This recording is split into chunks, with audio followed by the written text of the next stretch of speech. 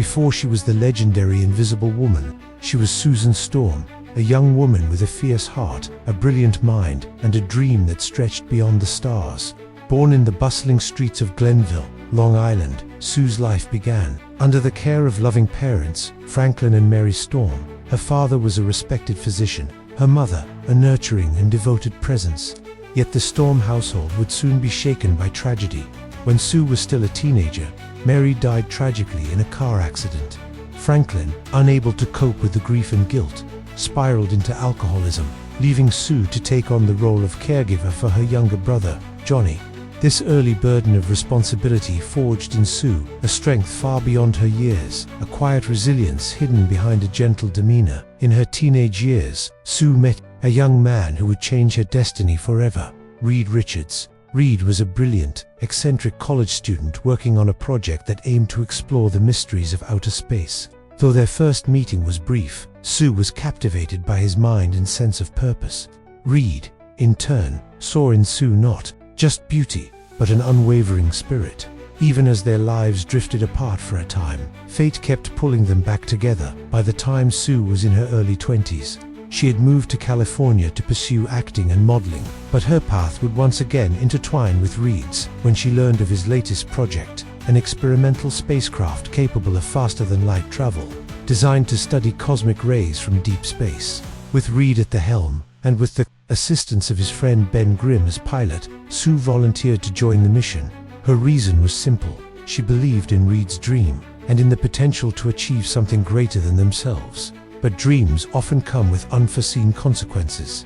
That fateful day, the four, Reed Richards, Ben Grimm, Sue Storm, and Johnny Storm, launched into space. At first, the mission was smooth, the Earth falling away beneath them as the black velvet of the cosmos opened before their eyes. But soon, without adequate shielding, the ship passed through a violent storm of cosmic rays. The radiation surged through their bodies, altering their very DNA. The pain was indescribable, like fire and ice coursing through their veins. When the ship crash-landed back on Earth, they quickly realized they were no longer the same. Reed's body became elastic, stretching in ways that defied physics. Ben's skin turned to impenetrable rock, granting him immense strength. Johnny could ignite himself in flames, controlling fire at will.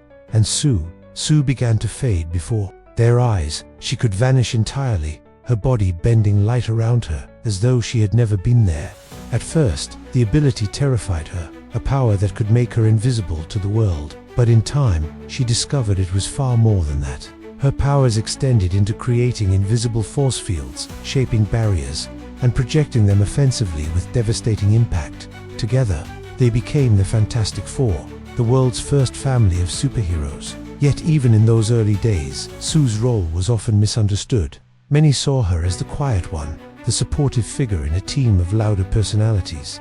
But beneath the surface, she was the emotional anchor, the strategist, the heart of the group. Without Sue Storm, the Fantastic Four would have been fractured from the start. And though her powers allowed her to disappear, it was her will, her courage, and her love for her family that would make her unforgettable. The journey ahead would test her limits, as a hero, as a sister, as a partner, and as a leader. But Sue Storm was ready, for in the shadows, she had already found her light. The Fantastic Four quickly became a household name. The media celebrated them as pioneers of a new heroic age. And yet, in the chaos of sudden fame, Sue Storm found herself juggling two identities, the public face of the team and the private woman, navigating a relationship with Reed Richards, caring for her fiery younger brother Johnny, and finding her own place in a world forever changed by their existence. In battle, Sue's powers evolved with remarkable speed. At first, she could only vanish herself from sight, a passive form of defense, but the more she pushed herself, the more she uncovered a hidden depth in her abilities. She learned to bend light around objects other than herself, to make entire structures disappear, and most importantly, to generate invisible force, fields of pure psionic energy. These force fields became her signature, unbreakable, adaptable, and versatile. She could shield her teammates from incoming attacks, trap enemies, or shape them into battering rams, capable of striking with immense force. What began as a defensive skill transformed into one of the most formidable weapons in the superhero world. Even her brother Johnny, The cocky Human Torch admitted that she was the most powerful member of the team. But Sue's true strength was not just in her abilities, it was in her mind. Reed might have been the genius scientist, but Sue was the strategist, often the one to see the angles Reed missed in the heat of battle. She was the one who kept the team grounded when tempers flared, especially when Ben Grimm's frustration over his rocky transformation boiled over. She was also the one who stood up to Reed when his obsessive focus on science threatened to distance him from those he loved. However, life as the Invisible Woman came with its burdens. The villains that faced, from the cosmic threat of Galactus to the unyielding tyranny of Dr. Doom, were not the only trials she endured. Sue often fought battles no one saw. The public perception that she was simply the team's token female. The constant pressure to prove herself in a world where her contributions were underestimated. And yet, she never sought glory. She didn't need to stand in the spotlight. She worked best in the shadows, protecting the ones she loved without hesitation. It was during these early years that Sue's relationship with Reed deepened. Their bond was tested by the endless crises the Fantastic Four faced, but also strengthened by them.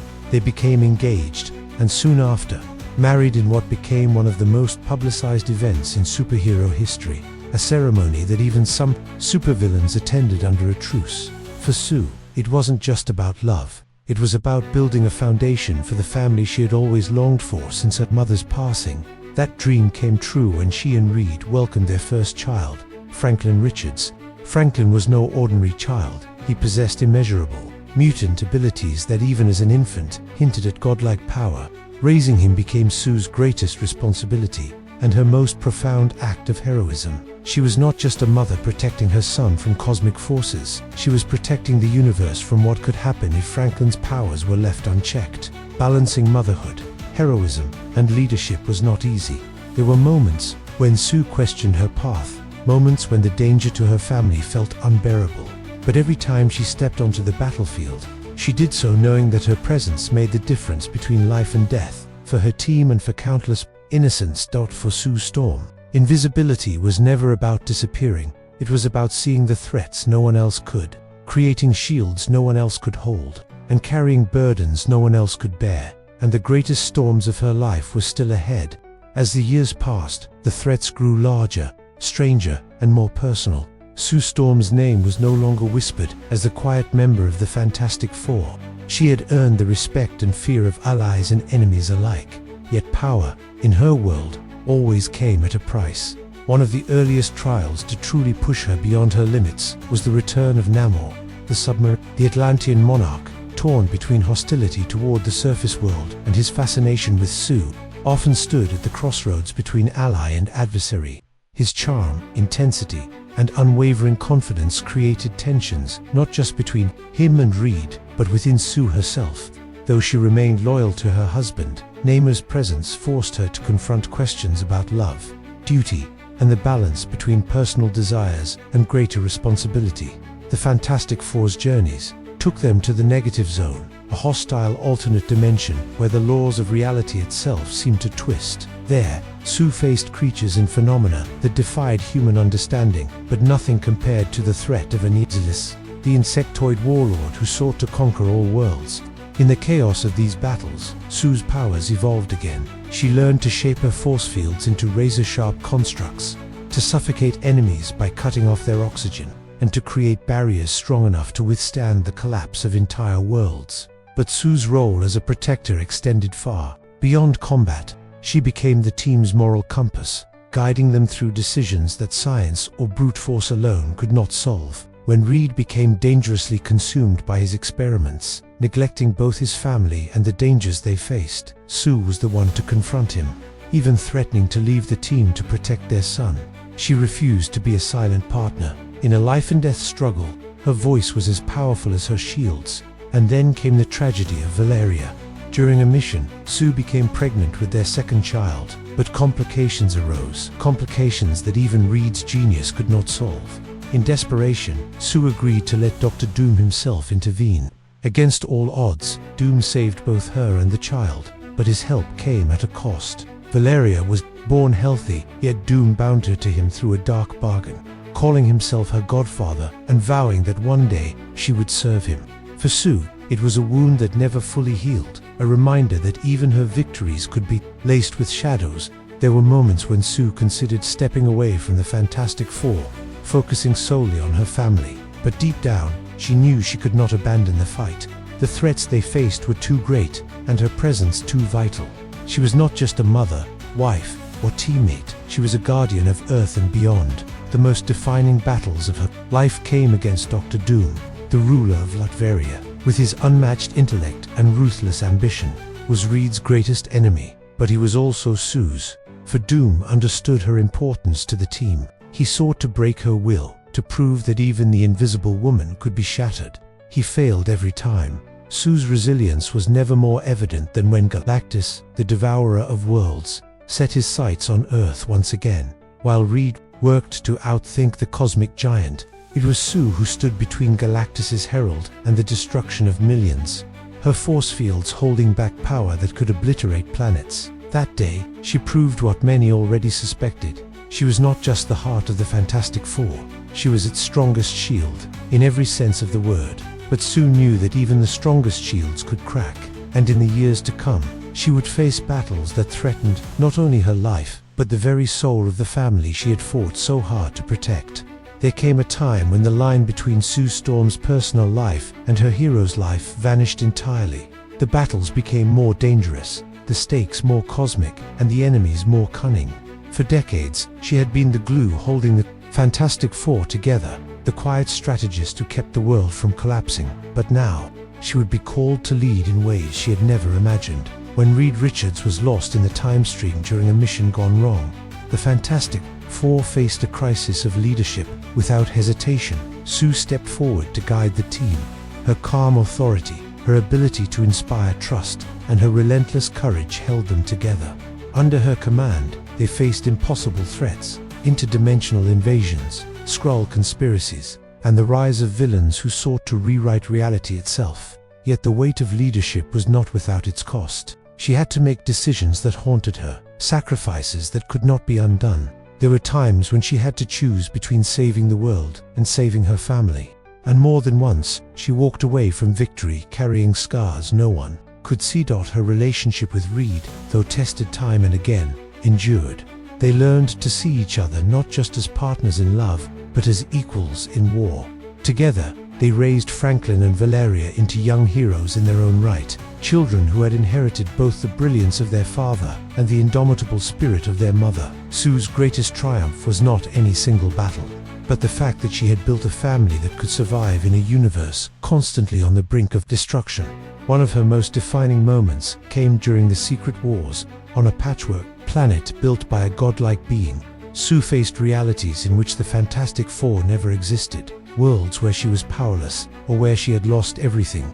In each one, she realized a fundamental truth. Her powers were only part of who she was. Even without them, her will, her intelligence, and her compassion made her a force the universe could not ignore. Sue also became an ambassador of sorts, a bridge between human heroes and alien civilizations, between governments and Her diplomacy often prevented wars before they began. She proved that not all victories came from force. Sometimes, the invisible work done in quiet rooms was the most powerful of all.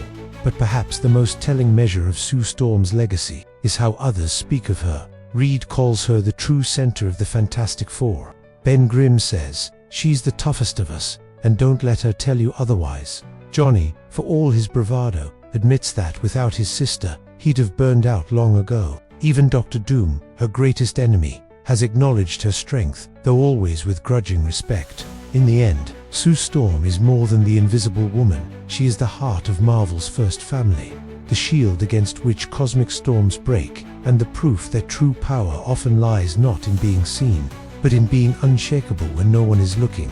Legends are not always forged in the spotlight. Sometimes they are shaped in the unseen moments, in the quiet stands, the impossible choices, and the invisible sacrifices. And Sue Storm's legend will endure, as bright and unbreakable as the shields she wields.